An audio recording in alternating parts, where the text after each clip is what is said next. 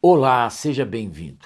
Sou o Dr. Roque Savioli, médico cardiologista há quase 50 anos, e aqui serei o seu guia para você aprender a transformar a sua casa em um centro natural de reabilitação cardiovascular e assim sair do alvo do infarto e do AVC. E assim, alguns efeitos colaterais são altamente desejados, pois as pesquisas mostram que quem segue este plano é capaz de normalizar a pressão arterial, controlar os níveis de colesterol, baixar os níveis de açúcar do sangue, emagrecer, ficar livre da gordura visceral, reprogramar o cérebro, proteger as memórias, restaurar a energia vital. Se você pudesse olhar com um microscópio dentro do seu organismo, ficaria extremamente animado com os efeitos que o novo fluxo de sangue promove. No coração, as artérias ficam limpas, a circulação potente e há uma retomada da capacidade cardíaca e do controle de problemas como hipertensão, colesterol, diabetes. No cérebro, ele recebe mais sangue e nutrientes, retoma a capacidade de desenvolver novos neurônios, melhora a memória, a concentração e o raciocínio. Já no metabolismo, quanto mais sangue circula de uma maneira otimizada, mais eficiente é o seu metabolismo e a capacidade de queimar gordura, acelerando o emagrecimento. Na pele, o novo fluxo de sangue diminui a desidratação e o ressecamento e você fica com a aparência mais rejuvenescida. Nos órgãos sexuais, a vascularização melhora a performance sexual dos homens e melhora o libido das mulheres. E é por meio da circulação que neurotransmissores do prazer, da calma e do bem-estar podem ser distribuídos para todo o corpo de uma maneira mais eficaz, diminuindo assim o estresse, ansiedade e depressão. Mas veja, o que vamos aprender aqui não é uma dieta simples que está em qualquer lugar da internet. É um estilo de vida. Ao se sentir melhor e restaurado, você terá mais oportunidades de se conectar com seus amigos, familiares e entes queridos. Volta a ter disposição para sair do sedentarismo e fazer as coisas que gosta. Encontre um novo hobby e novos propósitos para viver. Terá uma vida suficientemente boa, produtiva, para ver seus filhos e netos crescerem, para estar presente na família e na comunidade e fazer a diferença no mundo. São escolhas não apenas para aumentar o tempo de vida, mas sim para garantir estar bem e operante por todo o tempo que você viver. É isso que você deseja? Eu tenho certeza que sim. Veja, sou médico, doutor em cardiologia pela Faculdade de Medicina da USP, membro das Sociedades Brasileiras e Paulista de Cardiologia.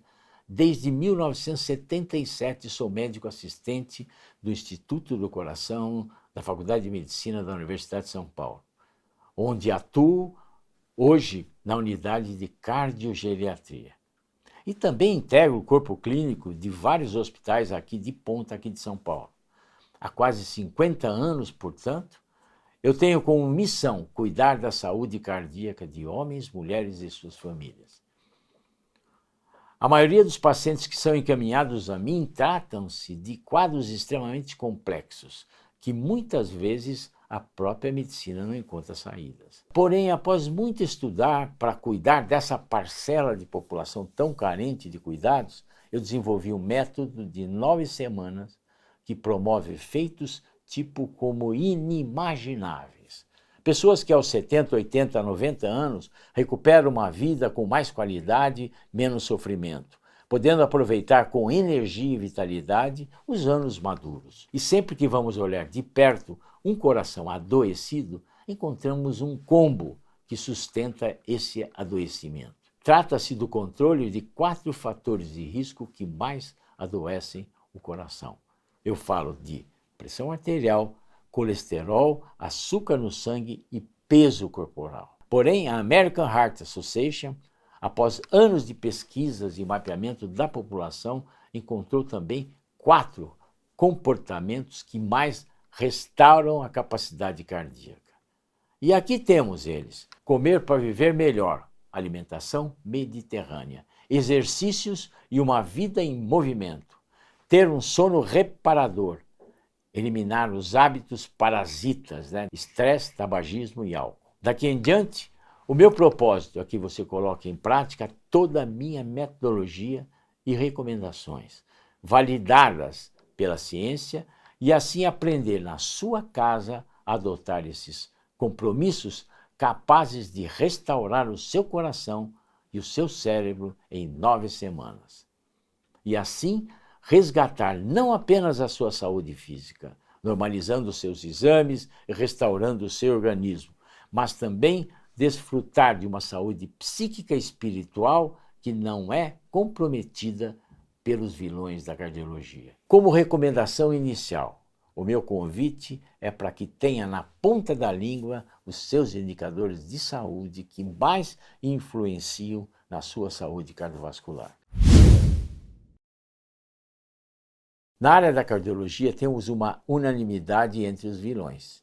Quem tem colesterol alto tem 4 vezes mais chance de desenvolver um problema cardiovascular do que aquele que não o tem. Veja só, 70% do colesterol que circula pelo nosso sangue é produzido pelo nosso próprio corpo e integra as membranas das células, os hormônios, as vitaminas. Então, doutor, por que o colesterol é uma preocupação? O problema não é ter o colesterol na corrente sanguínea, mas sim o ter em muita quantidade, especialmente do tipo maléfico. Os tipos de colesterol: LDL colesterol, que é o colesterol ruim que se acumula nas artérias, levando à formação de placas que dificultam o fluxo sanguíneo. HDL é o colesterol bom, ajuda o organismo a eliminar as gorduras, limpando as artérias. Em uma próxima aula eu vou aprofundar como calcular o risco do colesterol alto e quais são os valores de referência. Mas em linhas gerais, temos que o LDL é chamado de colesterol ruim, porque pode se acumular nas artérias, levando à formação de placas que podem dificultar o fluxo sanguíneo. Seu nível ideal é menor do que 100 mg por decilitro. Isso nas pessoas que nunca tiveram problemas cardiovasculares. Agora, naqueles que já tiveram infarto, fizeram cirurgia, colocaram stent, angioplastia, os níveis devem ser menores do que 70 mg por decilitro. Já o HDL, que é o colesterol bom, aquele que ajuda o organismo a eliminar as gorduras, limpando as artérias, ele deve ter um valor acima de 40 mg por decilitro, especialmente nas mulheres, onde os níveis baixos de HDL estão associados a uma chance maior de doenças cardiovasculares. Hoje pairam alguns mitos em relação à alimentação protetora. Isso ocorre por alguns equívocos que ocorreram no passado. A partir da década de 1960, as pessoas foram aconselhadas a ficarem longe de alimentos ricos em colesterol, como ovos e alguns tipos de frutos do mar. Mas hoje o consenso crescente entre os cientistas é que o colesterol dos alimentos tem relativamente pouco efeito sobre o colesterol no sangue, admitindo-se que somente 30% do colesterol do sangue ele vem da alimentação. Mesmo assim, as novas diretrizes aconselham a consumir menos do que 10% de gordura saturada nas suas calorias diárias. Especialistas enfatizam que a alimentação mais importante é investir nas fibras, eliminar os ultraprocessados e refinados. Você pode trocar o óleo, aquele processado, por azeite de oliva, incluir muitas frutas e legumes na alimentação, consumir peixe pelo menos 2 vezes por semana. Alerta, 2 ovos por dia não vão elevar seu colesterol. Mas o que você deve evitar são os seguintes: alimentos ultraprocessados, pré-preparados, embutidos, salgadinho, produto com gordura trans, etc.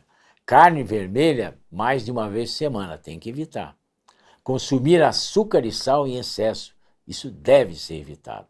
No entanto, por mais esforço que se faça, existem indivíduos que são geneticamente predispostos a ter colesterol alto, ou que já estão em situação de risco. A mudança dos hábitos alimentares pode ajudar a controlar o colesterol, mas na grande maioria dos casos, a necessidade de ser acrescentado um medicamento. Dentre estes medicamentos, destacam-se as estatinas, que além de reduzirem os níveis de LDL de colesterol, elas têm uma ação anti-inflamatória. Isso quer dizer o seguinte, elas atuam nas placas de colesterol que estão aderidas nas paredes das artérias, impedindo que elas aumentem e causem uma obstrução. Uma coisa eu sempre digo para vocês e repito, nunca pare de tomar remédio por conta própria e sempre converse com o seu médico antes de qualquer atitude. Jamais substitua medicamento por alimentos, chás, ervas, suplementos. Combinado? Agora vamos falar um pouco sobre o segundo indicador, a hipertensão arterial. A hipertensão arterial ou pressão alta é um dos fatores mais importantes do risco cardiovascular. Ela é conhecida como assassina silenciosa, porque na maioria dos casos ela não dá sintomas. E sendo que o primeiro sintoma já pode ser decorrente de uma complicação como a insuficiência cardíaca, doença renal, infarto e acidente vascular cerebral. É uma doença que em 95% das pessoas não se sabe a causa. Daí não tem cura, mas é totalmente controlável com hábitos de vida saudáveis e medicamentos. A vida desregrada, o estresse, a obesidade, o sedentarismo, a má alimentação podem ser fatores que desencadeiam a hipertensão arterial. O consumo de sal em excesso é o maior vilão. Não devemos nos esquecer que além do sal que colocamos na preparação dos alimentos, esse já é parte integrante de diversos alimentos, mas ele está presente também nos embutidos, nos alimentos preparados, etc. Então, tirar o saleiro da mesa é providencial. Invista em temperos naturais, adicione frutas às saladas, que diminuem a necessidade de temperar. Inclua a prática de exercícios físicos no seu dia a dia. Comece com uma caminhada diária de 30 minutinhos. A redução do peso corporal é um dos maiores remédios para combater a hipertensão arterial. Nunca deixe de tomar medicamentos por conta própria. Não se esqueça que a hipertensão arterial é uma doença silenciosa na maioria dos casos. Não espere a pressão subir para você tomar o remédio que o doutor receitou, porque às vezes pode não dar tempo. O termo síndrome metabólica descreve um conjunto de fatores de risco que se manifestam em um indivíduo e aumentam a chance de desenvolver doença cardíaca, derrame e diabetes. A síndrome metabólica tem como base a resistência à ação da insulina, que é aquele hormônio responsável pelo metabolismo da glicose. Daí também ser conhecida como síndrome da resistência à insulina. Isso quer dizer o seguinte, a insulina age menos nos tecidos, obrigando o pâncreas a produzir mais insulina e elevando o seu nível no sangue. Alguns fatores contribuem para o seu aparecimento. Os genéticos, o excesso de peso, principalmente na região abdominal, e a ausência de exercícios físicos. A síndrome metabólica é uma doença da civilização moderna, associada à obesidade como resultado da alimentação inadequada e do sedentarismo. Os principais fatores de risco são grande quantidade de gordura abdominal. Em homens, a cintura com mais de 102 centímetros e nas mulheres maior que 88 centímetros. Níveis baixos de HDL colesterol, que é o bom colesterol. Em homens, menos do que 40 mg por dl e nas mulheres, menos do que 50. Triglicerídeos elevados, que na verdade é o nível de gordura no sangue. 150 mg por decilitro ou superior. Pressão sanguínea alta, 135 por 85 milímetros de Hg ou superior. Ou se você está usando algum medicamento para reduzir a pressão. Glicose elevada, acima de 110 mg por decilitro ou mais. Ter 3 ou mais dos fatores acima é um sinal da presença da resistência metabólica.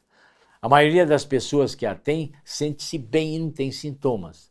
Entretanto, elas estão na faixa de risco para o desenvolvimento de doenças graves, como a cardiovascular e o diabetes. Se você já conheceu os 3 indicadores do coração, é preciso agir rápido para impedir que esses vilões permaneçam agindo impunemente. É isso que vamos fazer juntos a partir de agora e deixe aqui nos comentários qual é o seu maior desejo para recuperar a sua saúde.